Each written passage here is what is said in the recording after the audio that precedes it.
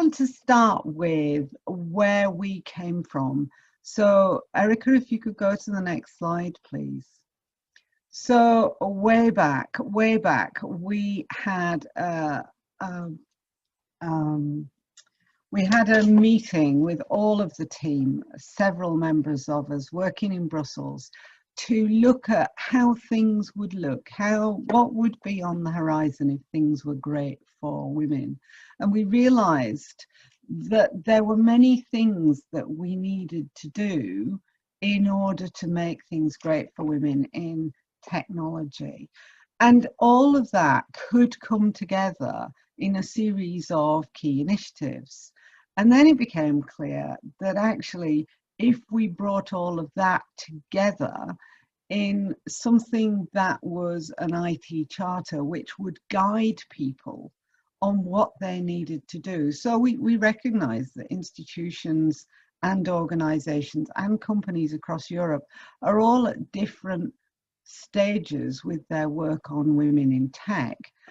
Then if we created a framework of things that you could do to support women in tech, whether that was attraction or retention, then people could jump into that framework at any stage. So if they'd got halfway through, they could jump in later. And we realized that we also needed to build a community of support.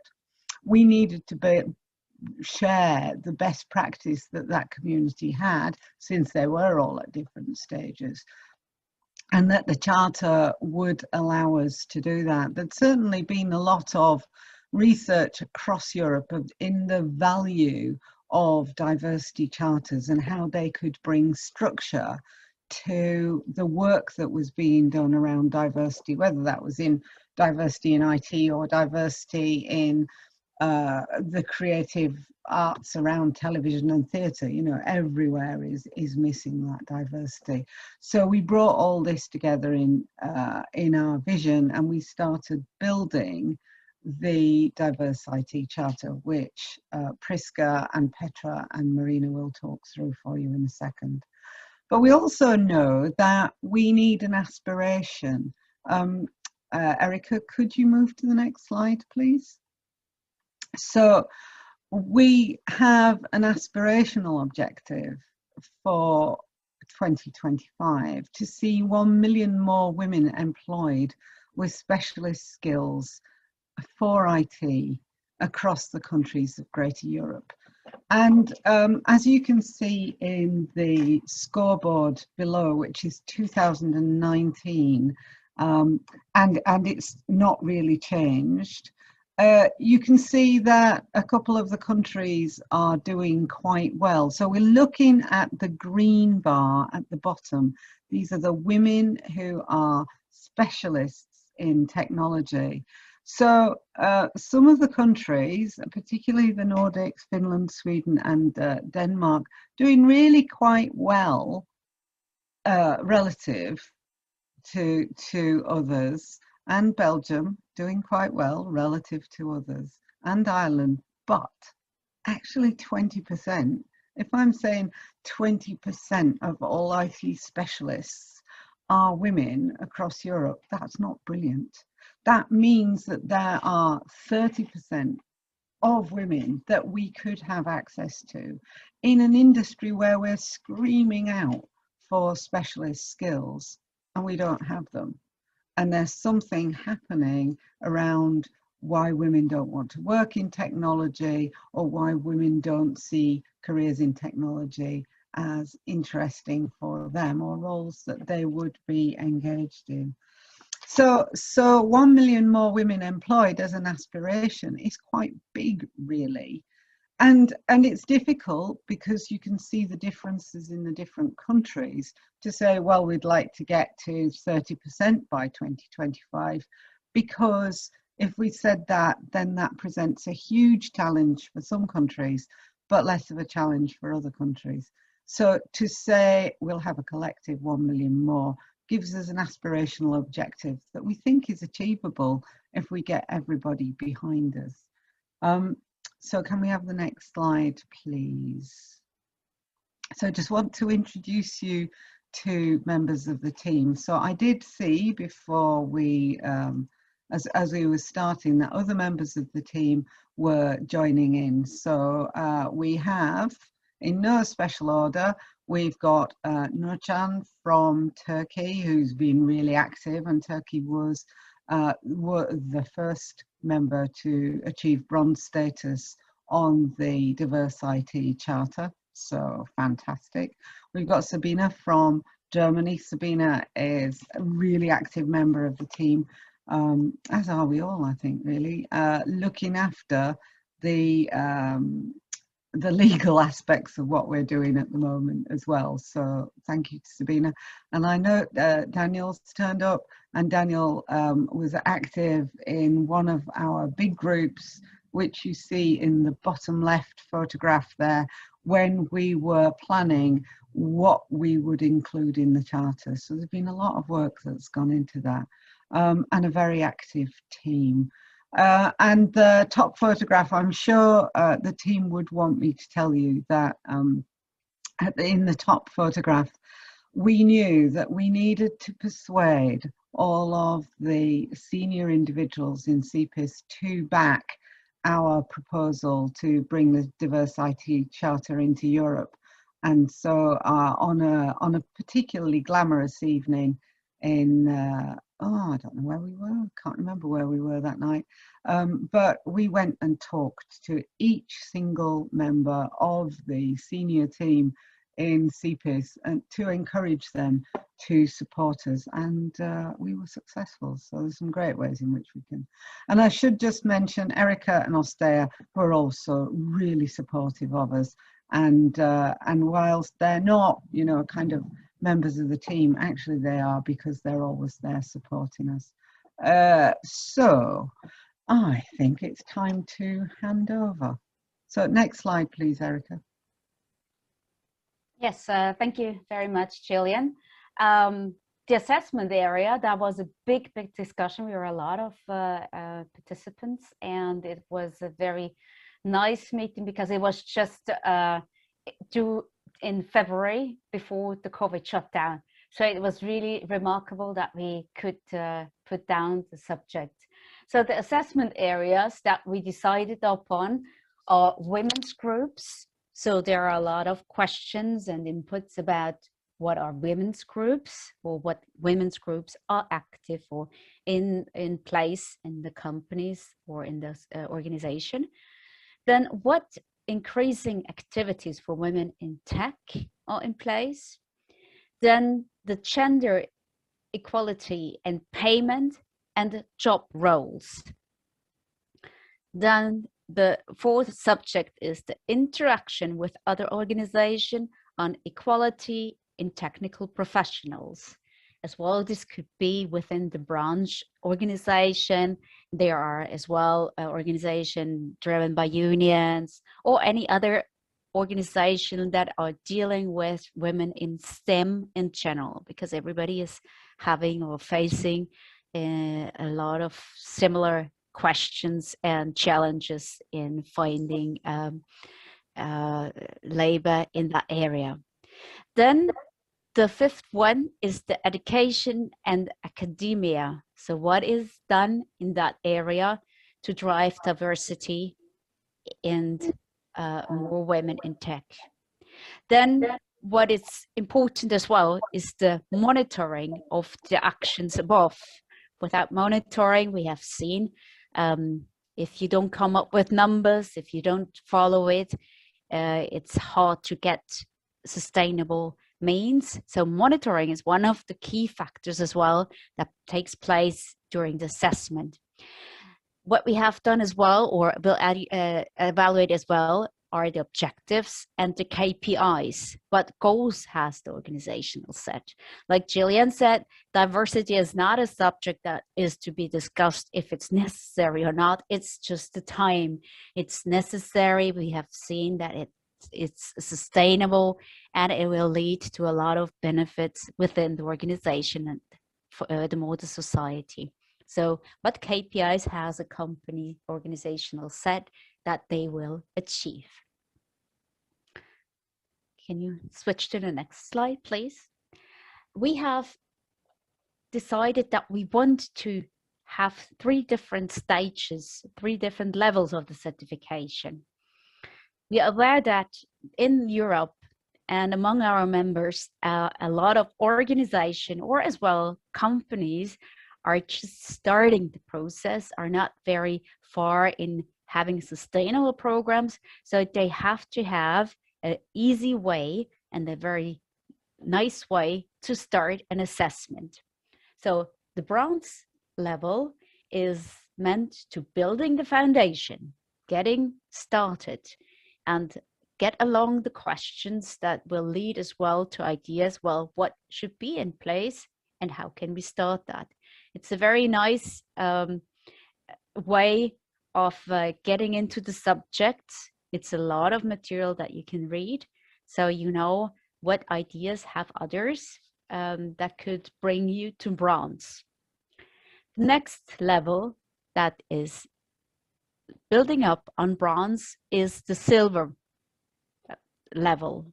So the silver level is as well result oriented. So the actions and the initiatives that you have taken into the bronze will be measured and will have to question, so how do they develop and what is your experience, and that the good things that will result out of certain actions will lead to further steps. So it's more result oriented than laying the foundation.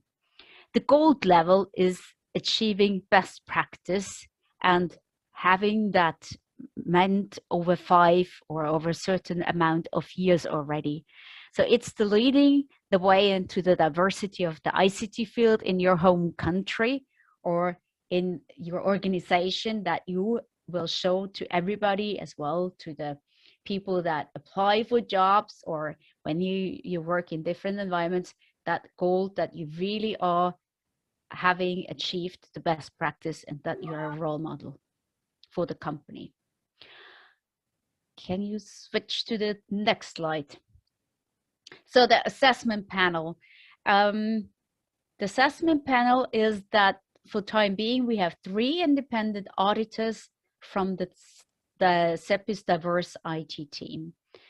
And this means that 3 of the members, not the one that is representing one country. So we have 3 independent DiversIT members that will conduct the assessments of the information that was handed in by the organization or by the companies that want to apply for one of the levels. The gold assessment level association in the home country, they're allowed to conduct then, or to start to conduct as well, assessments. That's after the gold level. So that's the further step that organization can take. The language of the application should be English if the assessment will be conducted by the CEPIS DiversIT team, or local if home country does the assessment. Of course, these are requirements that, yes, the application, the programs, of course, they will be in the local language, but the description should be given in English so we will understand. But maybe Nurcan could answer if they have any question. Nurcan from Turkey, she can answer as well. Question: how did, for example, Turkey describe the programs and how were they, or in what language are they implemented?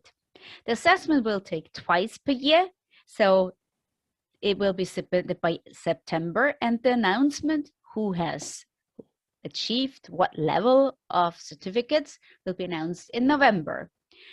The submittance by April will be announced in May. Okay, can you go further one slide? So here you see the process, how it works. So first you will analyze, if you want to apply for the charter, you will analyze your current situation. And then you will match it against charter level requirements. If you do have question there, you're always free and to contact us, and we are very happy to support you in that discussion, what level, charter level you should apply for. Then you submit the application, and then you get your application assessed by CEPIS. You receive your charter level award, and then you can set the goals to reach the next level. And then you become part of the diversity community. That means you do have access to best practice results done by the others. And of course, you will have a slot, or you have the opportunity to exchange ideas on November, or whenever there is possibilities, then again for an event, virtual event, or on-site event. A lot of companies do ask, like, how long will it take? Well, the lead estimates, that means from the point where you decide to take place in the charter, when you analyze the current situation, and till you receive the charter level award or the information, it takes roughly 4 to 8 weeks. This depends, of course, on the size and the maturity of the organization. When you have everything already in place and you just need to fill the questionnaire and hand in the information, of course, it will take less. It's not 4 to 8 weeks work, but it's just the time it takes from the beginning application till the end. Okay. Good. I will hand over now to Petra, who will take you through the different goals and gives you more insight about the charter. Thank you very much. Thank you, Priska. Before I will start, I would like to invite you, don't hesitate to ask any question rising in your head. We will answer them directly during this presentation, because we try to keep it non-official. For us, it's mostly some advisory sessions, so don't hesitate to ask questions. We are ready to answer it, and it will be the pleasure to answer it.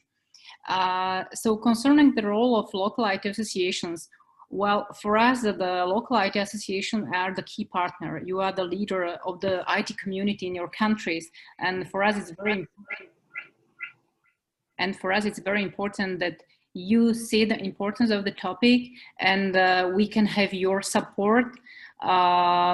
This is important in 2 ways. First of all, we would like to invite you to take the part in DiversIT Charter by your own organization, because you need to be some kind of role model. We have mentioned here the examples of Turkey, who has received the Bronze Award, and Iceland with the Gold Award. And also, when you will understand the system and the procedures, it will be more easy for you to really invite your members to take part in the DiversIT Charter. And by this way of snowball, we can really have as much as companies involved. It means that we can have as much as new women in tech field supported. Erika, please, can you move to another slide? So the main question here, we are dealing how and why take part, because I think you are wondering why you should be interested in and how to participate. So what is important that you should become, or you are the role models for the IT activities in your country. And other companies, we understand that they are really asking you for some advice and support. In this way, you are on the level to change the actual situation concerning the diversity and the number of women in STEM fields. And when you will set up some trends in your country, we understand that all companies, or the majority of companies, will follow you. All the changes we need and we would like to introduce by the rising number of women in STEM fields will lead the changes in society, changes in the field of rising of qualified female workforce in tech fields, and these changes really can influence the economic activity of companies, because once you have enough people you can employ, you can really have interesting projects. For example, in Slovakia, we are actually missing 10,000 IT specialists. This means that there is a lot of IT companies who would like to run the IT projects, but they don't have any professionals they can employ on the project. So it means that we are missing a lot of businesses. And the third point is supporting women will really bring you some help to companies, and this has also a lot of economic impact. So now the new paradigm is now that if we should, why we should support DiverSIT Charter. But the question is when we should start, when we should fill the application, and when we should really discuss and communicate with all members to invite them to follow us. The next slide, please. What you will gain? Well, this is quite simple, but also complex. By leading this agenda of diversity and supporting women in STEM fields, you will really gain a public recognition of your commitment to increase gender diversity in ICT professions. Because we are still discussing, I'm sure that you are aware of a lot of discussions leading on this topic. In my point of view, I think that we are just discussing and doing not enough. So by the accepting and following DiverSIT Charter, you can really start to do the activity and you can gain the public recognition of the changes you did in your country. What is important also that you will gain the clear and continuous guidance and concrete recommendation how to build the support for women working in tech. I understand that and I know that you are dealing with a lot of different topics and subjects in ICT, and the women are not maybe the most important. And sometimes, yes, organizations need some help and support. So we will bring you this guidance for helping you to run a successful projects. And the third point, very important, is that you will gain the participation in the international network of organizations with the same priorities. This is important because you can really change best practices and you can see what other countries did and what was going well and what wasn't going well, because it's also important to avoid the projects and activities which are not successful, because it's often a lot of time and energy there, and if we can avoid this, why not? So being a part of this network can really move you to do the activities with a good impact. So the next one, please, Erica. So in fact, all the benefits you will gain as a IT association is, if I can gather everything I told now in one point, you will gain the stronger position of your association, because becoming a role model becoming a role in your country, you will lead the topic of diversity.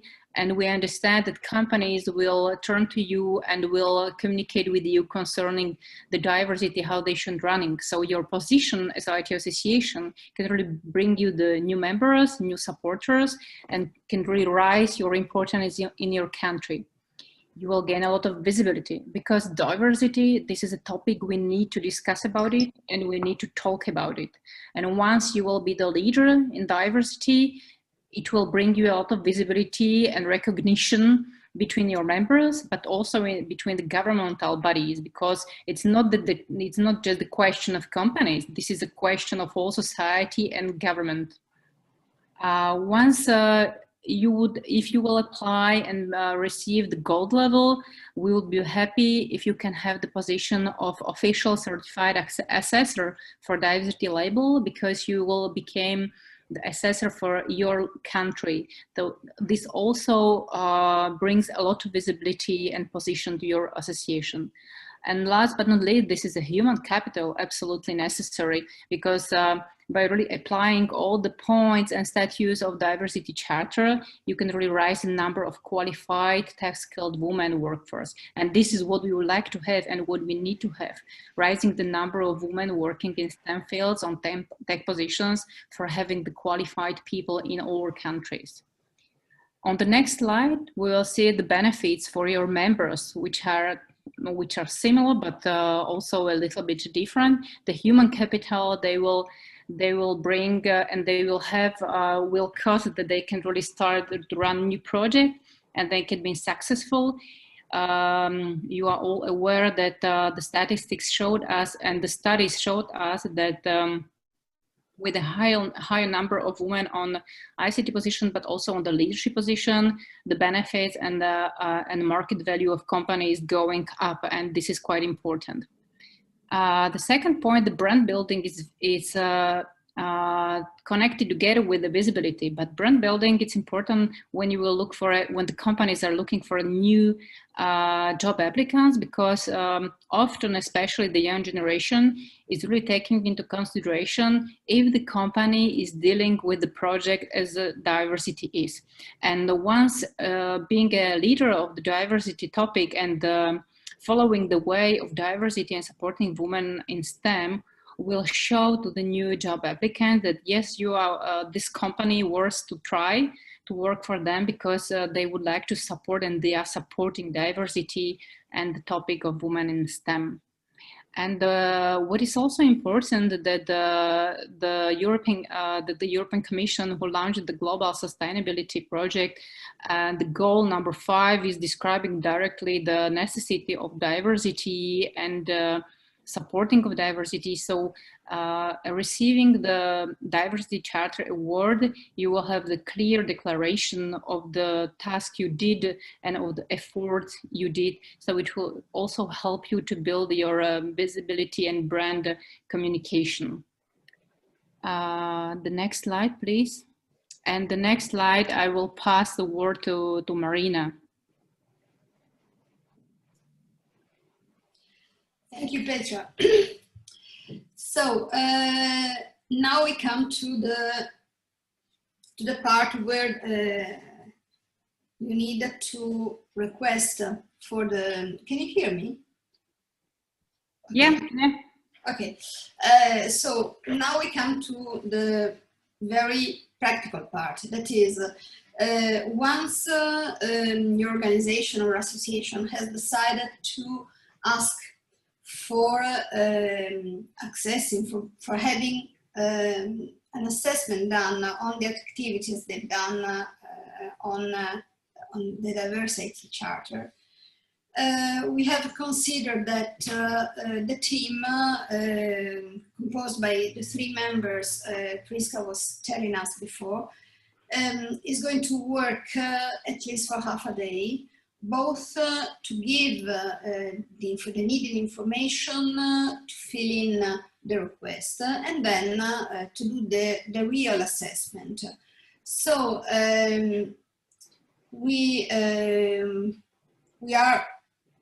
have decided on the fees for this year. We are going to discuss later on during this year for the fees for next year. So it's not really specifically,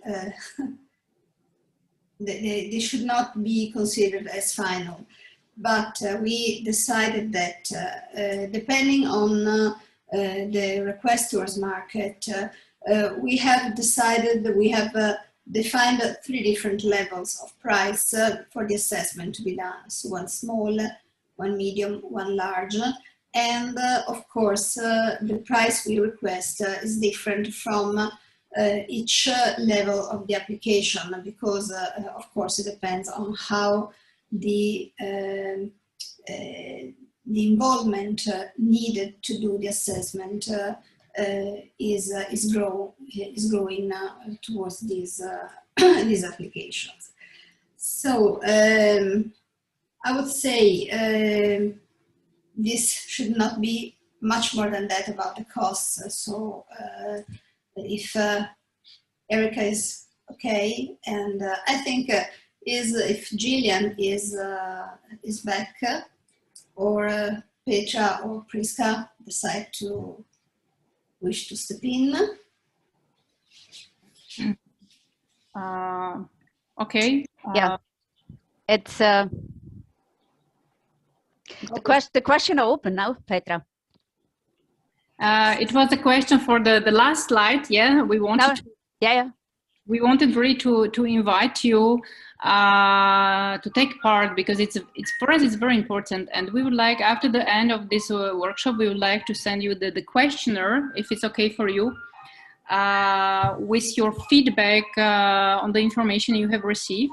And what is important for us to see if you consider to apply for Diversity Charter, and if you consider to become an assessor. And the most important, how we can help you. This is critical issue because we are aware that sometimes companies or IT association are struggling. I'm sorry for some noise here. I'm with some, not my office, so I can't explain. So how we can help you, because we are aware that it's not very easy to open the long document with all the questions, and there is a lot of discussions about how to fill and what is good and what is wrong. So we are here and we are ready to help you filling the documents, because our ultimate target is to really invite you to take part, because only just having this participation, we can change ideas between us and we can support you to building the new